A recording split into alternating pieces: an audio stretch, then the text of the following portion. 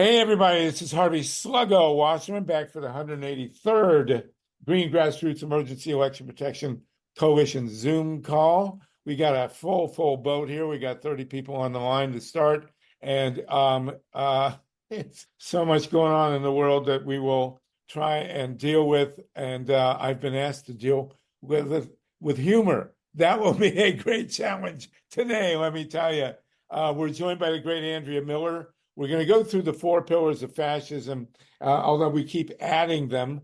Today we had another thankfully, not a Supreme Court decision, a court decision throwing out the stolen documents case against Trump. God knows what else is going to come on.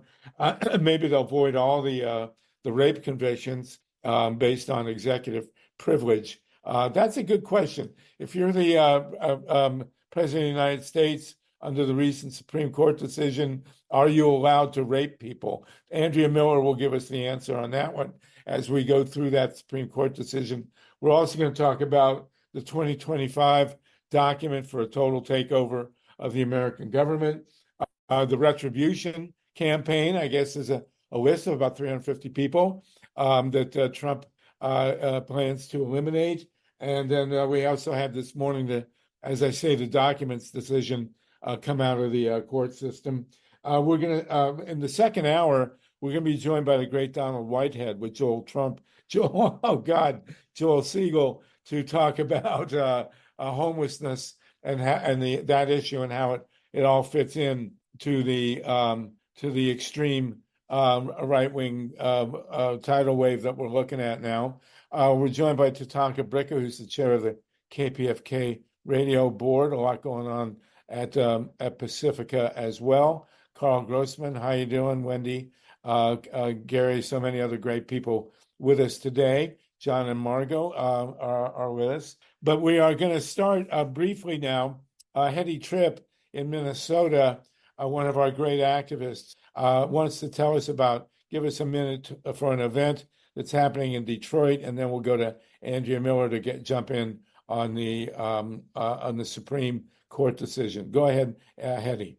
Okay, are you getting the shared screen? Yes, Detroit's Olympic Uprising, a documentary. Okay, so I'm bringing you back to 1963. This is when Detroit was bidding to host the 1968 Olympic Games. And what was happening was there was a collision between the powers that be and the civil rights movement. My husband, Dr. Luke Tripp, and his comrades were arrested and jailed for demonstrating against the Olympic project, because it would spend millions for the new stadium when the Black community in Detroit was facing racial discrimination. You can see there the signs. There's a lot of old footage in discrimination in housing and the deep poverty that Detroit was in. He was a student at Wayne State University and chair of Uhuru, that was an activist student organization. So if you are in Detroit on July 23rd, they will be showing a free showing of this. There's my husband, who's a professor now at St. Cloud State University. Sorry about the spelling. So at the University of Michigan, Detroit Center on Tuesday, 23rd, 5 to 7, followed by a roundtable discussion with folks that were part of the activism there. So will that be available by Zoom? Not yet, and I don't know because I'm not in charge of the documentary. But as far as I know, I think it's an in-person event. It's a free event. Okay. Yeah. Very good. Thank you, HEDY TRIPP. And as we all know, the Olympics wound up going to Mexico City that year, where hundreds of students may have been killed marching there. And that, of course, is where the two guys famously got on the podium in their socks and raised their fists. And Sluggo, they were arrested for disturbing the peace and booing the anthem, just so you know. Booing the anthem. Yes. That will soon, I'm going to guess that's soon to be a federal felony. But we'll not in 1963. Okay. Yes. All right. Thank you so much for that. Thank you, HEDY. Can you put the link in the chat, please? Thank you. Yeah, put the link in the chat, please. All right. We're now going to go to Andrea Miller. Andrea, you had a webinar last week, and you sent me the link to it. If you could put that in the chat, that would be really great. It was recorded and zoomed, and we can now and post it. We'll post it at our various websites, and your focus on that. As I say, we're dealing with four, count them five, maybe more pillars of the ongoing fascist tsunami coming into the United States. Andrea, you want to start with the Supreme Court decision restoring the monarchy to North America that we threw out in 1786 and signed the independence in 1776, going to 1783. I guess it would be, that makes it almost exactly 240 years. I guess that's a pretty good time to go without a monarch, but apparently the Supreme Court wants to bring it back. So can you tell us about this decision? And folks, you're welcome to raise your hands and chime in with Andrea. All right, great. I'm going to quickly walk through parts of this document, and the title of my presentation is Protecting Democracy from the Court. And what I did was I looked up the relative ages of the justices, and you can see we've got 3 Trump justices that are only in their 50s. And then we've got Thomas and Alito in their 70s. Robert is in his 60s. And then we've got the 2 women justices, Kagan and Sotomayor. So because these are lifetime appointments until and unless we change it, we really now are looking at everything that we can do to protect the U.S. from the courts. First thing the courts did was say, insurrection is not grounds to disqualify candidates from running for office, which is interesting because in several states, commission of a felony says that you can't run for office. And in many instances, well, in 3 states, you can't even vote. There were 4 trials, 34 counts falsifying business records. Then there were the national security documents, and then there's Trump v. U.S., presidential immunity, elevating him to king / I guess God with a small g, and then the state level charges, which the Supreme Court has not yet given themselves power to address. They're probably thinking about it. So when the appeal was heard by the DC court, that literally slowed everything down.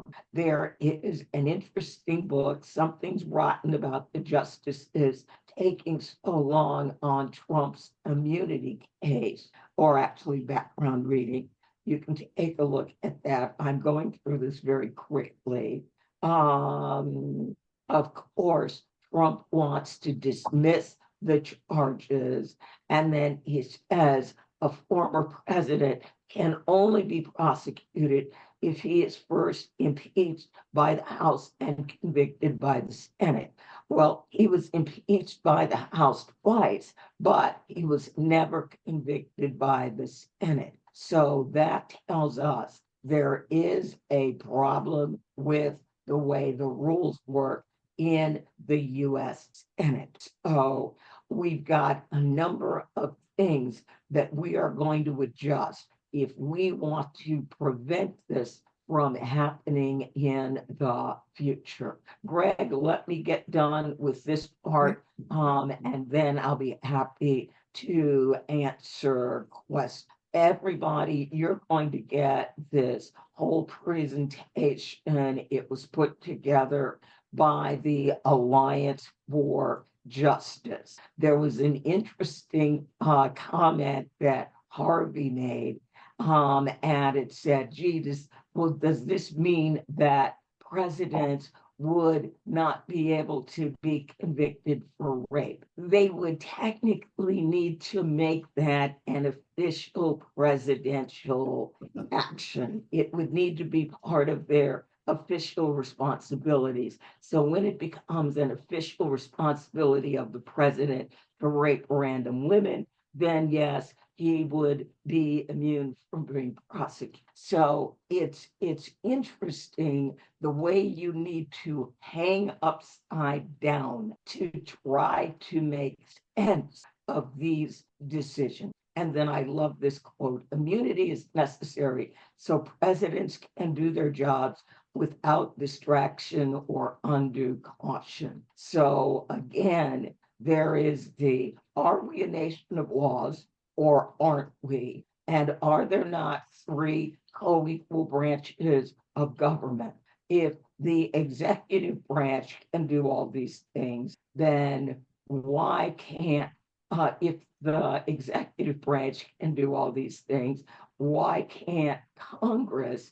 And as voters, we have the ability to impact the executive branch and the congressional branch. So kind of our path is to seriously take control of executive and Congress. So I will let you read a lot of these notes on your own, and I've got questions. So I'll take the questions and then I will go to the part where I talk about what Congress can, in theory, do about it. So MYLA and Greg. Greg first, then MYLA. Is it Greg? You're muted.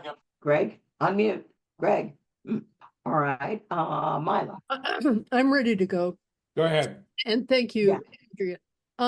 I want to know, I watched the White House press briefing this morning, and a question came up that's been on a lot of our minds. One of the reporters asked about President Biden's plan to reorganize the court, or to have you heard about that? And they said that, you know, it was too soon and we wouldn't talk about it now.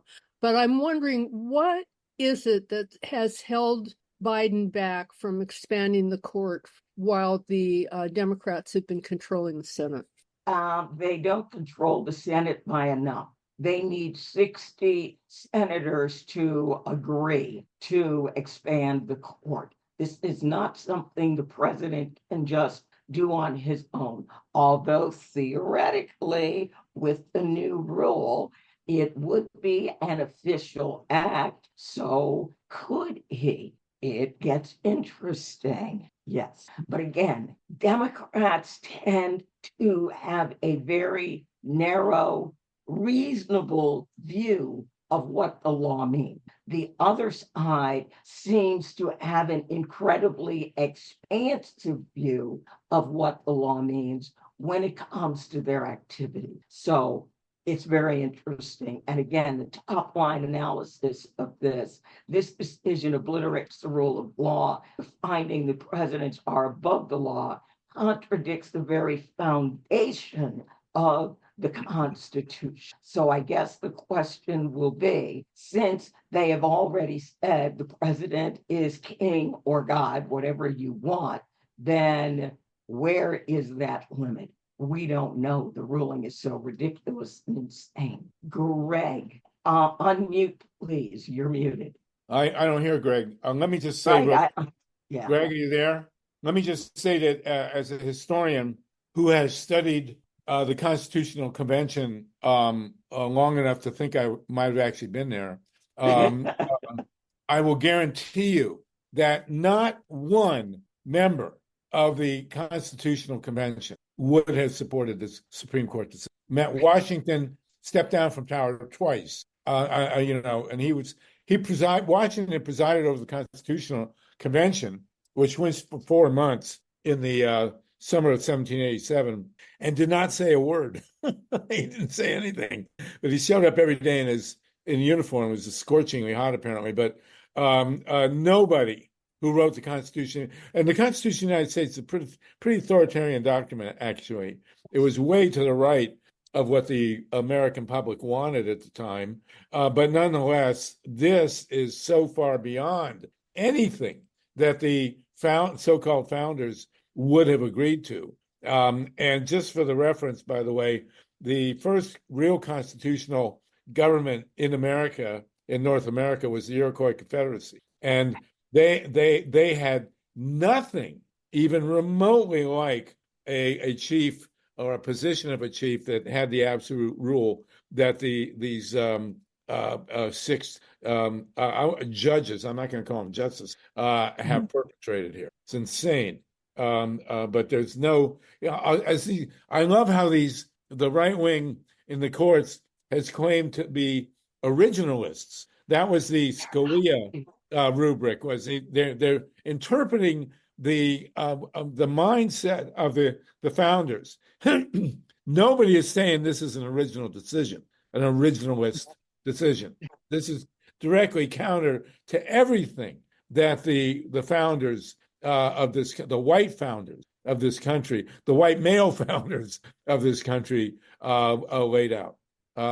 Nobody that the Constitutional Convention would have supported this. Nobody. And Harvey, I'm going to say what we are looking at in the courts is an interpolation. They are interpreting with a very right-wing political lens and arriving at rulings and then attempting to reverse justify basic insanity. Right. And you said that they refer to Donald Trump as a god with a small g. I don't think so.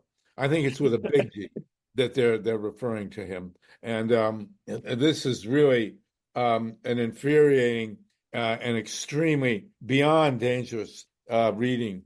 That's not a reading of the Constitution. There's nothing there's Article 2 or whatever that they refer to, but there's really nothing in the Constitution of the United States that would justify this decision. It's not a constitutional ruling at all. Right. So, as I said, Congress and the courts, although the courts basically are doing whatever it is that they want. So basically the courts have decided to act like God too, but it is supposed to be three co-equal branches of government. And right now the president is king. So I've got slides, what the president can do now. Again, it's what a normal, reasonable interpretation of the Constitution says he can do versus, all right, now that I'm king and God, do I go and do outrageous things and see who tries to stop me? So anyway, with a narrow reading, when we were a country of laws, the president could increase the role and the independence of the inspectors general to make sure there are rigorous and impartial investigations into misconduct and or abuse of power. He could reaffirm, and this would be an executive order, and presidents can always do this, the commitment to transparency in government operations. So let the public really look at things that do not pose a national security risk and help them understand executive actions, and then have a dialogue with Congress and congressional committees to come up with plans on how they want to oversee the executive branch, which gets interesting since the House is sort of MAGA-ish and the Senate is not. But anyway, he can work with DOJ and develop legislation that clarifies what these powers are.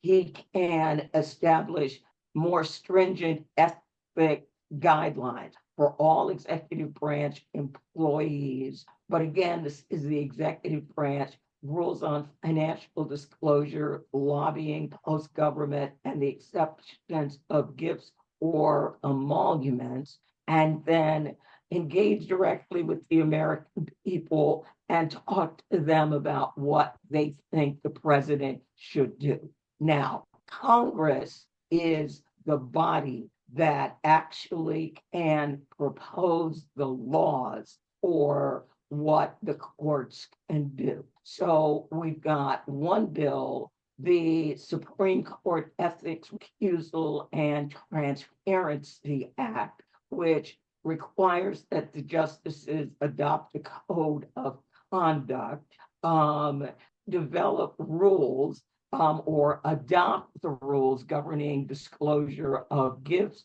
travel, and income received by both the justices and the clerks that are at least as rigorous as House and Senate disclosure rules, and expand the circumstances under which a justice or judge must be disqualified, and requires establishing procedural rules prohibiting the filing of or striking an amicus brief that would result in the disqualification of a judge basically at any level. Now, institute term limit.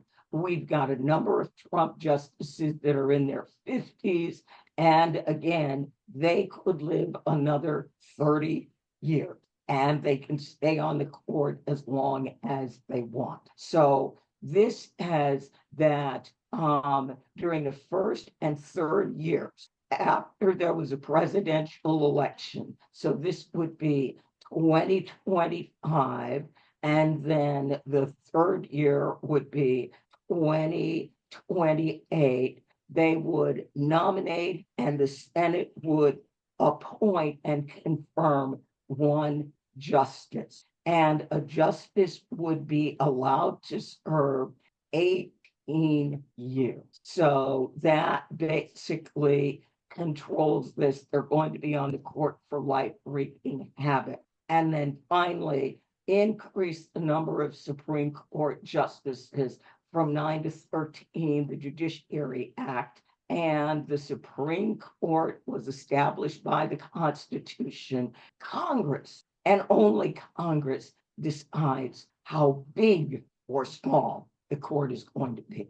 All right, Right. Eric. And by the way, the court has not always been 9 justices. It has been bounced around in the early days. Go ahead, There Eric. have been 7 changes to the number of justices. This is not new.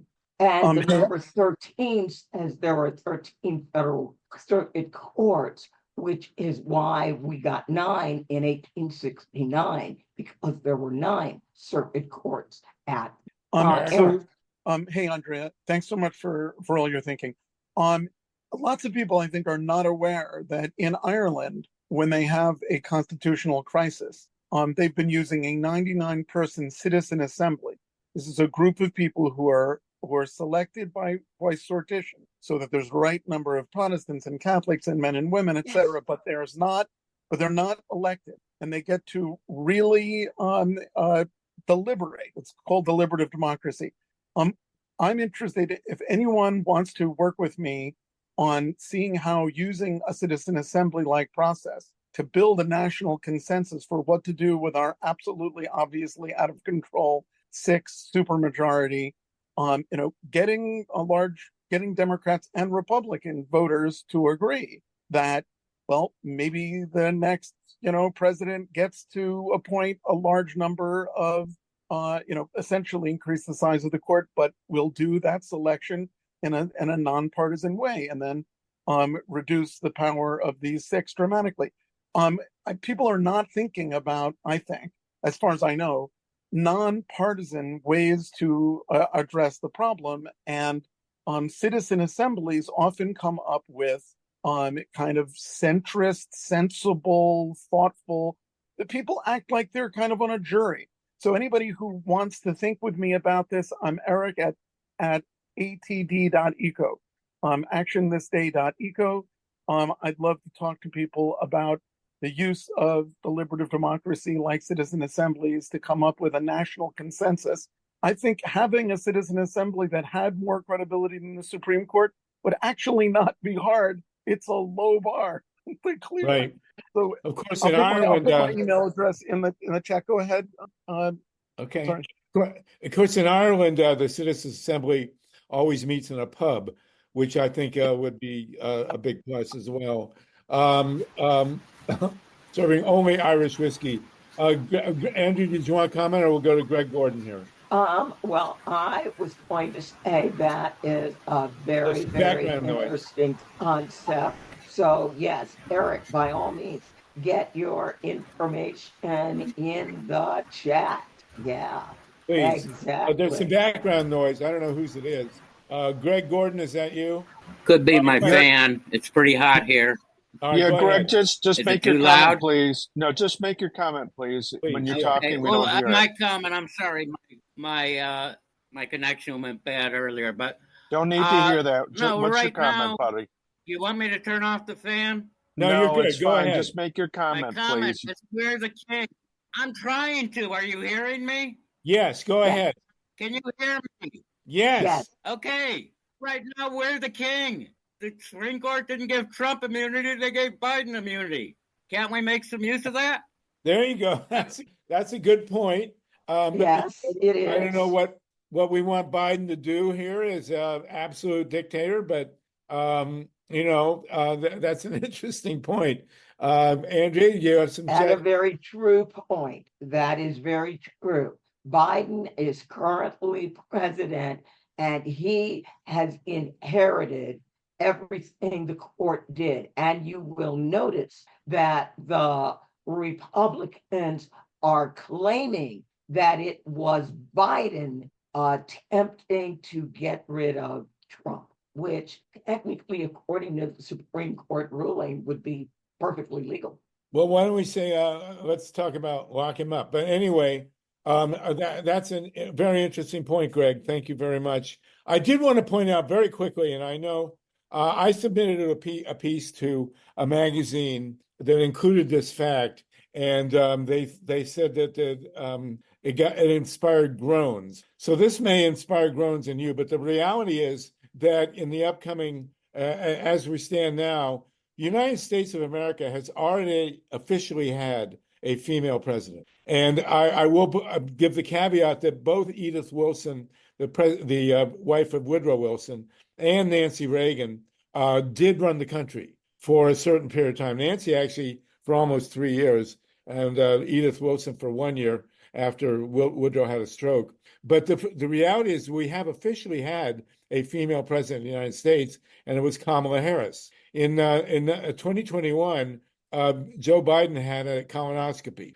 and he went under. Trump had a colonoscopy when he was president and refused anesthesia because he did not want to turn over power to Mike Pence. But Biden actually officially turned over power to Kamala Harris. She was president of the United States for 2 or 3 hours. And if he had not emerged from anesthesia, she'd still be president. But I did want to point that out, and it's significant. No one ever talks about it, but she was officially president of the United States.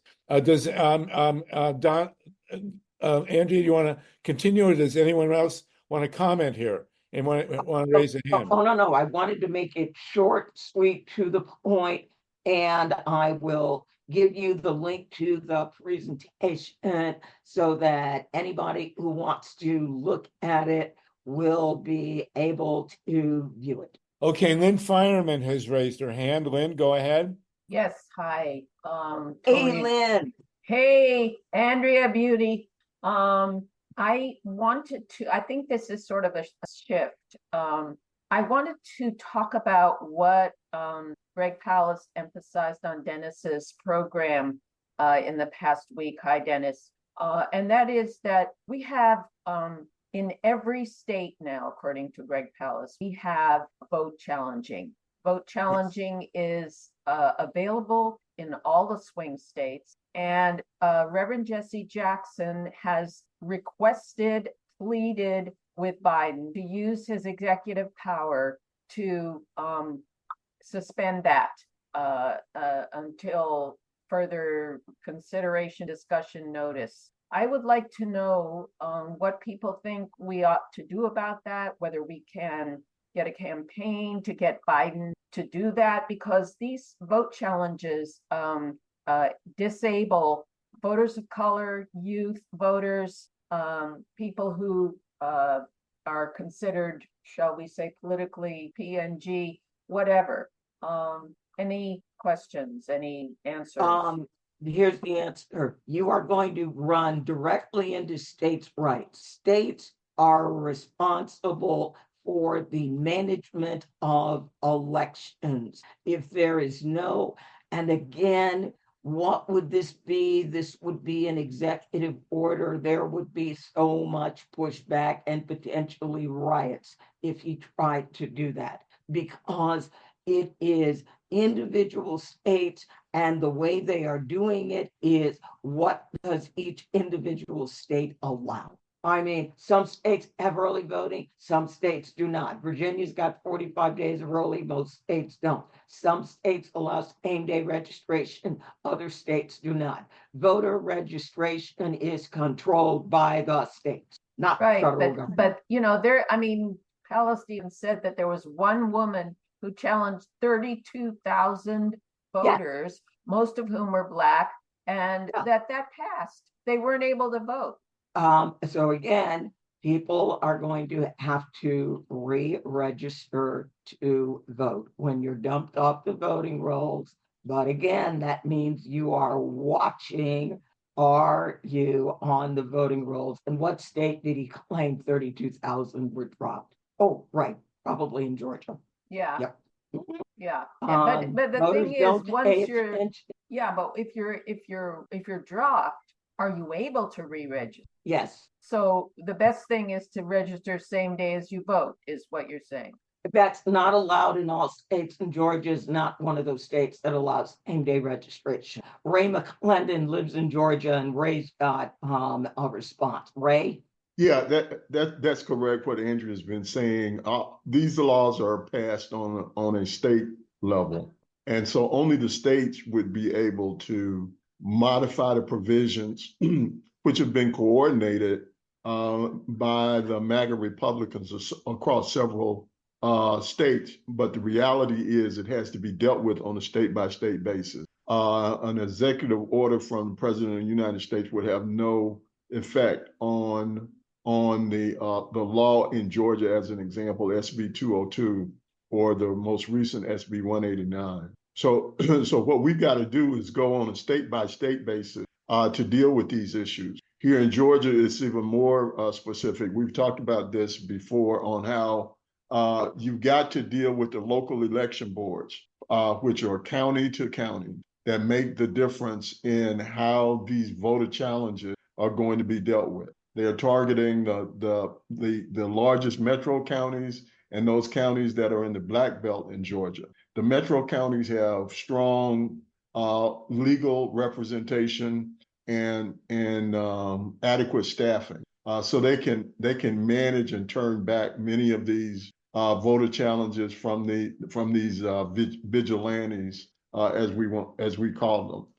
But the way the law is written, one challenger can, in fact, challenge upwards of 100,000 voters individually, and that's going to continue. But we need more people that have their eye on the ball on that in local election boards across the state. This is local battling that's going to go on hand to hand. This is not going to be something that can be dealt with by executive order. The only thing that would impact it long term is going to be the John Lewis Voting Rights Act. That will have an impact, but that's going to be legislation. And as you know, the president on last Friday indicated that would be one of his major initiatives going into a second term. Yeah, if he gets there.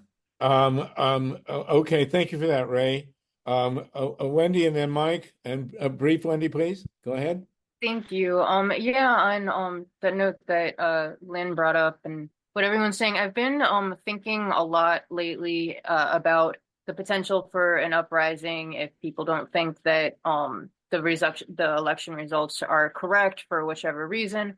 And I'm really, and for a while, and I've spoken about this before, but it's so important now, overall voter empowerment and voter education from beginning of the vote till after the vote, how things are counted. I think that if people were educated more on the entire process of elections, even not just the purges before they vote, but how a ballot might get thrown out because it's filled out wrong or whatever reason. There are so many little nuances that I think people are intimidated by, even though they're not that complex. So I'm talking with Ray Lutz and a few other people from that movement, and a lot of people in his group are actually very educated, again, on the entire umbrella of elections, not just the auditing aspect of it. So as it progresses, and maybe starting like a campaign of just getting people engaged in like little clips and little like sound bites of different parts of the election process so that the voters actually become a part of the system. And that way there's a voice at the table, and sort of like labor organizing, but more just voter empowerment, if that makes sense. So hopefully in the future we could talk more, Ray and Andrea and everybody. Thank you. I do want That to is a thank you, big Wendy. part of what we do, Yeah. but it's reaching voters. When we look at voters in the South, in many instances, there is no internet. In many instances, voters have no transportation. They can't get anywhere. So it really does become challenging reaching the voters most likely to be impacted. Right. That's exactly why. Yeah, the people involved in this consider all of those things, and that's a part of the whole umbrella of everything that would keep somebody from voting or their vote from being counted. I think it's all part of the same big problem that we get on. Thank you. Yes, it is. And thank you, Wendy. And we are unveiling, and John Steiner and Margot, who are on the call, have been a big part. We have a new website to coordinate a lot of this, usgrassroots.org, with Andrea Miller has been instrumental in helping us set up. That's usgrassroots.org. If you can post that in the chat, Steve, it'd be great. And we're going to be ready to rock and roll with it very shortly. And then we'll have 50 plus organizations that people can refer to help with. Wendy, you compiled some of the lists, and we think it'll be a big plus. And we'll do a full unveiling next week on that. Ray, it's really, you've been raising this issue for 4 years now, you and Andrea, and it's really, really a frightening prospect. The mass disenfranchisement of, specifically targeted groups of people, especially in states like Georgia. And we will have Greg will make a presentation on his film in a coming gathering as well. Mike Hirsch, anyone else want to jump in? Please do. Go ahead, Mike. Yeah, I just want to underscore what Andrea and Ray were talking about. We don't have one presidential election. We have 51 plus, depending on how you count the territories and people abroad and all that. And they're all different, and they're all under different rules. And so that makes it very difficult to have a one-size-fits-all solution. One thing that came to my mind is that with the Help America Vote Act, which had a lot of negative things about it, forcing electronic machines on all the voters, there is an ability to entice the states to adopt policies.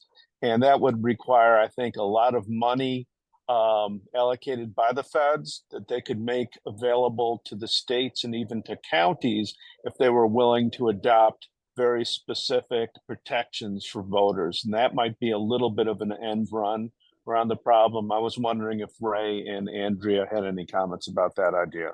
The only problem with that, you need to start with legislation first. Trying to throw money at the problem is not going to work because the Republican-controlled legislatures will circumvent that and use the money for their own devices. I mean, as an example, one of the specific things that happened in the law here that was not at the top of the list because there were so many egregious things in these laws. But one thing that was going on in Georgia in 2020 was that there were a lot of foundations and major donors who were making, and corporations that were contributing to local election boards to assist them in having the resources they needed to properly run elections. The Republicans didn't like that because a lot of that money was coming from center right or left-leaning organization. So now the only way money can come into the state is through the state. And the state would then dictate how that money could be used. So as an example, Fulton County could not get, a big donation from Microsoft or from Google to assist in putting more resources into its election integrity and protection efforts. They did that in order to be able to continue to have, they meaning the legislature and the governor, did that in order to maintain control over all of the major metropolitan election counties. And so doing something similar to that, if you give the money to the state is going to dictate through its appropriation process in the legislature, and you're not going to get the result that you're looking for.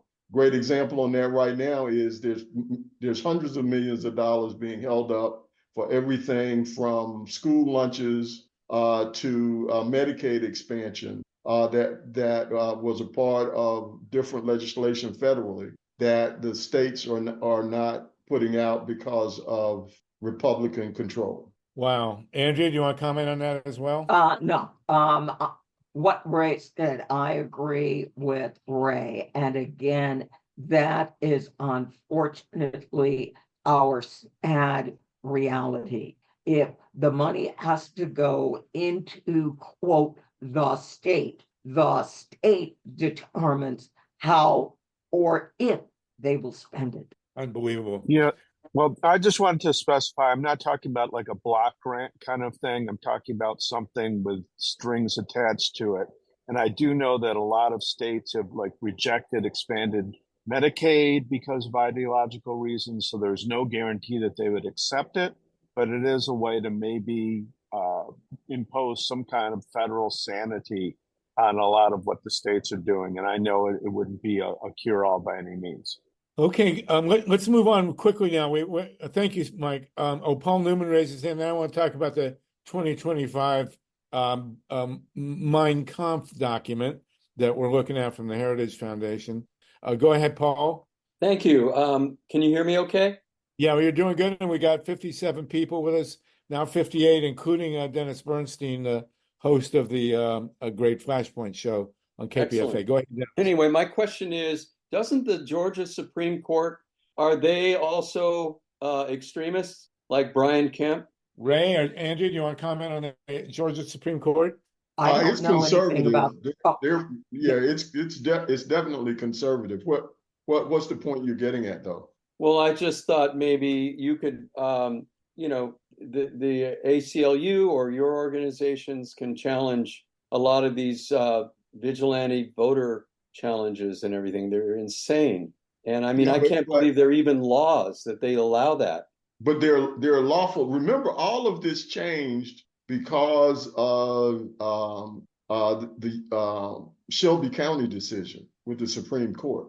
We wouldn't be in this position but for that ruling. And so from a Supreme Court standpoint, the Supreme Court of Georgia would simply say that the state legislature has the right to impose laws that they deem appropriate for election integrity. And that's what they've always passed these laws under the guise of. I mean, we've always said that this is a solution in search of a problem, but that's not the point. The statutory legitimacy of it is there. It's just we disagree on policy levels. So it wouldn't be an issue that the Supreme Court of Georgia would have any standing to change. The challenge we have is how do we get back to the pre-clearance and other voting rights components that were struck down in Shelby. John Lewis. Okay. Now let's look at we've looked at the Supreme Court decision, and thank you for that analysis, Andrea, and more. We got three other pillars of fascism here: the 2025 thing, the Trump setting up a Bureau of Retribution, with a list of 350 people and at least.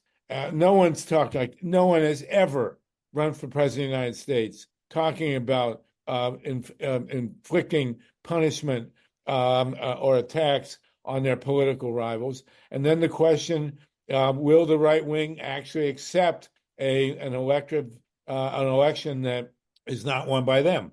We've already, and the Supreme Court now basically has refused to prosecute Trump for his role in January 6th of 2021. What's that mean for January 26th of 2025? Interesting question. But let's look at the 2025 plan from the Heritage Foundation. And there are I think there are about 100 groups that have signed on. One of the best known pieces of it is that they want to remake the whole civil service. Now, the civil service in the 1880s, until the 1880s, the vast majority of government appointments were political. It was, Andrew Jackson is the one who pointed in the spoils system in a growing, one of Donald Trump's great idols, in the growing federal bureaucracy through the 1800s. These were political appointments. And then in the 1880s, actually, one of the was an accidental president, Chester Arthur, who came in with Garfield. Garfield was shot. Garfield was a wonderful guy, by the way. He was missed a lot not having him as president. But the civil service became, in many ways, Confucian. Confucius's great contribution to Chinese governance was that merit would be the criterion by which you would make someone a government official. You had to be competent. You had to be educated. You had to not have a political axe to grind.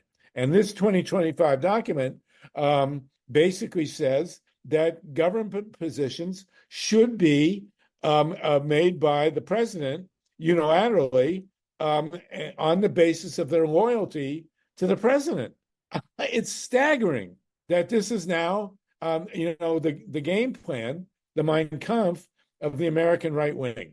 We won't make it partisan, but the reality is that would totally transform our government.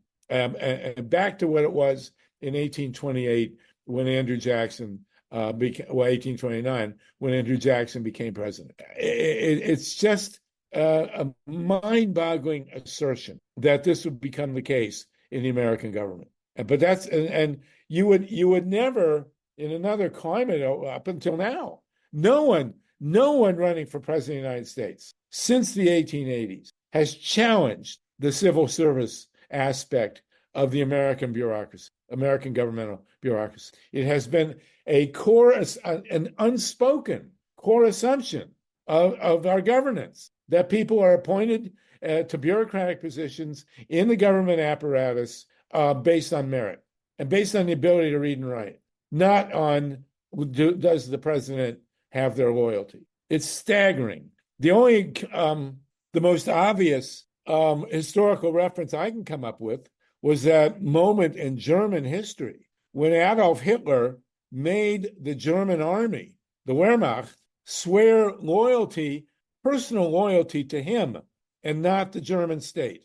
That's the only analogy I can think of that has that. Now, there's other stuff in the 2025 document that we can go through, but the reality is that the Supreme Court now has also in the Chevron, reversing the Chevron decision. I don't know what the name of the decision is, but they have reversed the idea that federal agencies can interpret, have a certain leeway in interpreting regulatory procedures. Of course, the number one thing we think about, especially since the original decision references Chevron, would be about the environment. And what the Supreme Court has done prior to this one is strip the bureaucratic agencies of the government, which have been running with civil servants as opposed to political appointees, which is what they don't like. And the leeway, the judgment has been with the agencies like the Environmental Protection Agency, which has had leeway to interpret the law for the benefit of theoretically for the benefit of the environment. And what the Supreme Court has said a couple of weeks ago, I don't remember exactly when the decision came, was that's no longer the case. And you've now already had a broad-based attack on environmental regulation. I'm sure Carl Gross knows about this. Environmental regulation being reversed based on the idea that these government agencies no longer have the leeway to act on their wisdom on what's good for the environment, what's good for the public.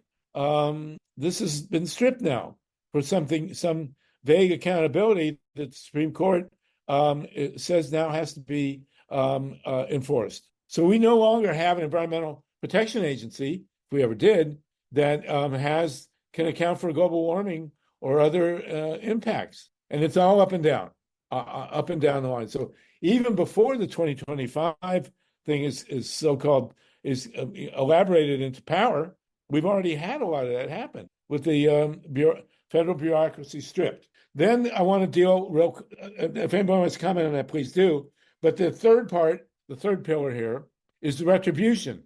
No president, no candidate has ever talked about retribution against their political opponent. Hitler did. It was called Dachau.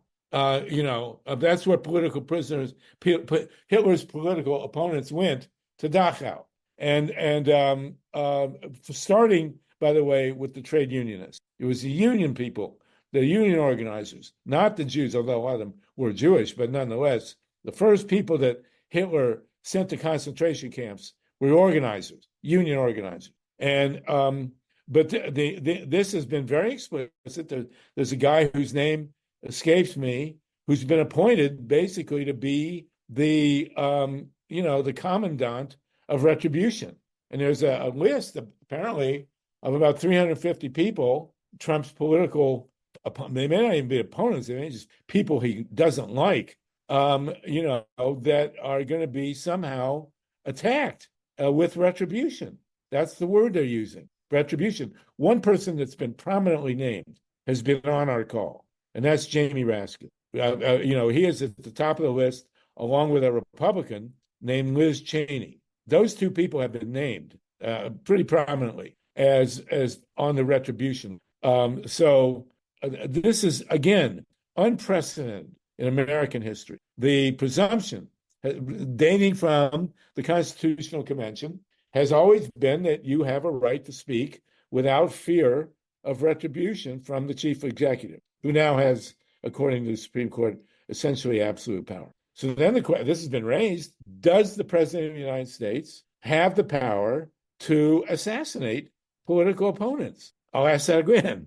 Does the President of the United States now, under the Supreme Court ruling, within the framework of the 2025 Mein Kampf and the Retribution Dachau Act here, can we expect Donald Trump to actually kill his political opponents? And would that be prohibited under the Constitution? According the best I can see, no.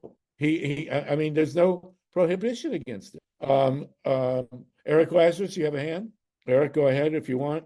So, we're all in stuns. I think he has to use the military to do it. If he did it using unofficial channels, it would be a personal act. I'm sorry that's not as funny as it's supposed to be. You think you think he'd have to use, well, who cares? I mean, he'll have the army under his control, right? But the reality is that, as I interpret the law, as I interpret the Supreme Court decision, the 2025 Mein Kampf document, the retribution clause here that he's pushing with a name with at least 350 people named, including Jamie Raskin, who's been on this call. I'm sure Pramila Jayapal would be on that list as well. There's no pulling your punches here. Mike Hurst, did you want to say something? Well, speaking very selfishly, it's sure going to make it harder for us to get guests for this Zoom if that happens. Too late. But seriously, speaking of guests, I just confirmed that Christian Nunez, who's the national president of the National Organization for Women, will be joining us next week. So please return to Zoom with us next week, and she'll have a lot to say about J.D. Vance and Trumpism and MAGA. She's on the front lines working for women's rights and for all of our rights. So we look forward to hearing from Christian again. Right. Oh, good. That's great.